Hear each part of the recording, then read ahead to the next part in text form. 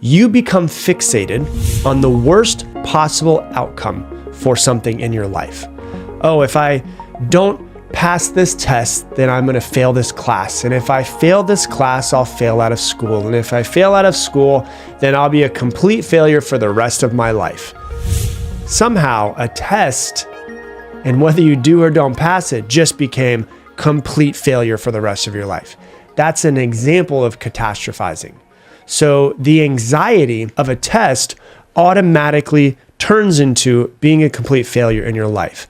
And I want you to understand that your brain is incredibly complex. It's incredibly amazing, and it is really good at protecting you. And so what it does is you start thinking about the test, and it's 25 steps ahead of you, and it turns into you're going to be a complete failure if you fail this test. Another example might be you get into a fight with your girlfriend, and then you think, well, now she's definitely going to leave me. And if my girlfriend leaves me, I'll be destroyed. And I will never be able to trust again. And if I'm never able to trust again, I'll be alone forever. And so the anxiety of a fight turns into, I will be alone forever. This is what psychologists call catastrophizing. Psychologists also call catastrophizing magnifying. You're taking something that is small, that you probably won't remember in 5 years, and turning it into something massive as a protection mechanism. You're making a mountain out of an anthill. And so the natural question that we should ask ourselves in this situation is, why do we do this? Well, we think that it serves us, but it's actually what's categorized by scientists and psychologists as what's called a cognitive dysfunction. It is a dysfunction that we have that goes on in our minds. We think that we're protecting ourselves, right? We think that we're protecting ourselves. If my girlfriend leaves me, then I won't be as let down because I was expecting this anyways. And so we think we're protecting ourselves in some sort of way. If I fail this test, I won't be as surprised because I knew it was going to happen. It also, in a way, justifies us not taking the right action or getting ourselves out of our comfort zone or trying something new because we don't want to be let down. See? Protection mechanism. It feels better in the short term, but in the long term, it feels terrible. You don't start your business because you think that you'll fail. So you don't want to feel like a failure. So in the short term, you decide not to go after building your business, but you'll never be successful in the long term. So it feels better now. In the long term, it's not going to feel very good. You don't ask someone out because you're afraid. And so in the short term, you won't be rejected, but in the long term, you could be alone if you don't overcome that. And we will be right back. Hey, if you want to achieve your goals for next year, I made a free 30-minute workshop video for you where I take you through how to set and plan your goals. All you have to do is just press play, follow the steps, and by the end of the video, you will have a finalized plan of how to hit your goals by the end of the year. All you have to do is go to goalslesson.com. Once again, goals with an S, lesson.com, or click the link down below and download it for free. And now back to the show. And so catastrophizing at its core is an attempt to avoid feeling something.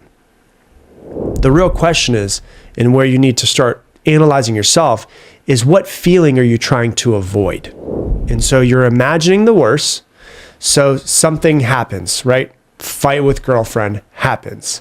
Then there's something that's called a thinking error, that she is going to leave me and that you'll be alone forever.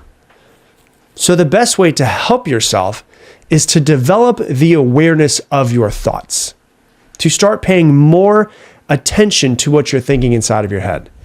We usually think that if we imagine the worst, we can prevent it, but that is completely false. Usually, if we imagine the worst, we create worse circumstances because what we pay attention to is what we create in our lives. And researchers have actually found that catastrophizing actually worsens both your physical and mental outcomes. So in other words, you will make the situation ultimately worse than it originally would have been because you're seeing the worst, and that seeing the worst usually invites the worst. And we usually invite in exactly what we're trying to avoid. And so instead of thinking about the worst that could happen, I'm just going to give you a little tip about what we're going to go into in just a minute, is imagining, if you're going to imagine the worst that could happen, imagine the best that could happen as well. So let me give you a couple of examples just so it kind of makes more sense. Let's say someone has chronic pain and they think about the pain and they think about the pain and they speak about the pain to people. Their brain focuses on the pain, which makes it more painful. That's your brain focusing on the problem, which magnifies the problem. Let's say, I'll give you another example, that someone is misdiagnosed with ADHD. It becomes their story and it becomes truth to them. The amount of times that I've heard people say, Rob, I have ADHD, in the past 3 years is probably 10 times more than I've ever heard it. And so they say, oh, I can't build a business because I can't focus, because I've got ADHD. That's my deficit. And they get a job because they believe they can't focus, and then they get fired because they can't focus. And the interesting thing, I've done a lot of research on ADHD recently. ADHD diagnoses have gone up 30% in the past 8 years. And studies have found that at least 20% of people are misdiagnosed with ADHD. And for all of the people that I keep hearing say that they have ADHD, statistically, only about 4.4% of adults actually have ADHD. And so what I've really found is that a lot of people are thinking to themselves that they have ADHD because they have concentration problems, and they have concentration problems because they're constantly being bombarded with their cell phone and with emails, and they have no moment for their mind to rest. And so their mind is all over the place and they're all scatterbrained all the time. And they either self-diagnose, oh my gosh, I have ADHD, or they go to a doctor who is not as qualified and they say, hey, here's what's going on. I can't concentrate because of all of the stuff they're doing throughout their day that's making them not be able to concentrate. And the doctor's like, oh, well, then you have ADHD. Just do some research. If somebody has ADHD, do some research on it and just see how wild it's gotten in the past few years with the doctors misdiagnosing people with ADHD. And the interesting thing about ADHD, because I have so many people that come to me and say it, is that people with ADHD actually concentrate better than people who don't have it. That's one thing that you don't hear. Now, there is a caveat to that. It has to be something that they're interested in. If somebody has ADHD and they're doing something that they're not interested in, they have a very low BS meter for ADHD. And so the reason why I'm going off on this is because we can see how if somebody is misdiagnosed with ADHD and they make it their story, then it actually starts to hold them back even more. And so then we start to think like, am I imagining the worst? I have ADHD. I'm not going to be able to build a business. I won't be able to be successful. I might as well just get a job. Oh my God, I can't focus on this job because I have ADHD. There's probably a problem with me. There must be a problem with my brain. Oh, I'm probably never going to be successful. And so that's what tends to happen, I found, with a lot of people. And you got to ask yourself, am I imagining the worst in this situation? And if I am imagining the worst in the situation, if I'm on one side of the table, I need to at least go to the other side of the table and imagine the best. I can't just allow myself to think only this thing is possible. If I'm going to think that this thing is possible, then I'm going to have to challenge myself to think that this other thing is possible. So if I'm imagining what is the worst that could happen, then I need to take a step back and say, okay, if I'm imagining the worst that could happen, I also need to take a step back and see and imagine what's the best thing that could happen.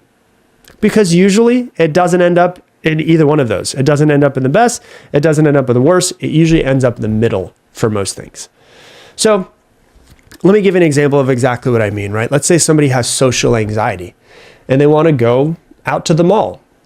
And so they imagine they go out to the mall and then they get nervous and they have a panic attack in the mall. And they think about it and they feel how embarrassing that panic attack would be in front of other people. And then they think to themselves, well, it would just be easier to stay home. And so over time, this develops into a pattern of never leaving the house. All we did was talk about leaving the house and going to the mall, but they imagined the panic attack and how embarrassed they would be and what it would feel like. And so that's a version of catastrophizing. It's easier not to go through that. So I'll just stay at home. And if we do this enough, it turns into a pattern of never leaving the house.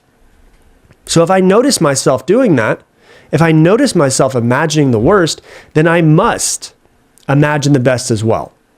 So what is the best that could happen then? Well, the best thing that could happen is I could go to the mall and everything is great. And I get my shopping done and I buy what I need.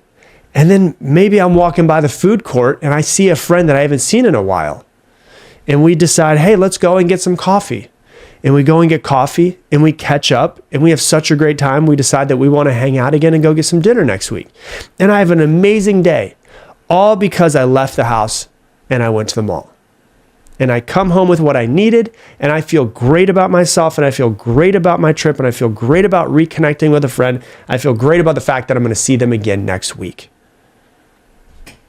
We might as well imagine both scenarios, right? Either way, the future is completely uncertain. We have to accept the uncertainty. So what you want to do is start taking yourself out of the catastrophizing. Because if you're catastrophizing, you're focusing on what you don't want. And so many people have been trained to focus on what they don't want. So what I want you to start doing is to focus on what it is that you want. What do you want? I remember watching a video a couple years ago of a guy that brought a lady on stage. And he's like, I want to show you guys something. So she comes on stage and he has a chair on one side of the room and a chair on the other side of the room. And he goes, I want you to go ahead and sit in this chair. And this is the do not want chair. And I want you to tell me all the things that you don't want. And she's like, well, I don't want this and this and this and this and this and this. And she goes on for a couple minutes. He goes, is there anything else? And she's like, well, I don't want this and this. He goes, okay, anything else? And she eventually gets to the point, she's like, no, nothing else that I could think of. He goes, okay, I want you to go to the other chair that's across on the other side of the room. And I want you to tell me what you want. And she's like, okay, well, I want this. And I want this. And I want this. And then she goes, but I don't want this. And I don't want this. And he goes, hold on. No. You're not in the don't want chair anymore. You're in the want chair. And the reason why this is important to bring up is because so many people are focusing on what they don't want all day long that very few people actually know what they want because they never actually focus on it. And they think by focusing on what they don't want that they will get what they want, but that's not the way that it works. You won't get what you want by focusing and trying to avoid the things that you don't want. You will only get what you focus on. So if you're focusing on what you don't want, what do you think you're going to get? More of what you don't want. So you've got to consciously understand my brain, because it is a protection mechanism, will focus on what I don't want. It will focus on the negatives. It will catastrophize sometimes. That is a protection mechanism. That is how our species stayed alive. But if you're trying to create a great life, you can't let your brain just run off to its own device. You've got to be the one that's in control of it. And you got to wake up each morning and be very intentional about focusing and paying attention to what it is that you want. It's okay to think about what you don't want, but it's not okay to only think about what you don't want. You've got to also focus on what you do want. If you're going to focus on the worst, you've also got to focus on the best. You've got to play both sides. And so the first part of all of this is to become more aware. You cannot change anything that you're unaware of. And so if this is hitting home with you in some sort of way, I want you to start becoming more aware of your thoughts in the moment. If you notice yourself starting to feel bad, if you notice yourself starting to shift, your body not feeling as good as it was, start feeling anxious or worried, something happened in your thought patterns. So you've got to ask yourself, and this is what they ask in cognitive behavioral therapy, to ask yourself, what was I just thinking? I noticed my body shift. I noticed myself getting anxious. What was I just thinking? I need to now become aware of my thoughts. Now I'm becoming aware of my thoughts. Because if I can become aware of my thoughts, now I can start to change my thoughts. So first piece is your awareness. The second thing you need to do is you need to challenge your thinking. When you notice, oh my gosh, I noticed myself thinking about this one thing that is making me anxious. Okay, well then the next thing you need to do is called cognitive reframing, which is challenge what you're thinking.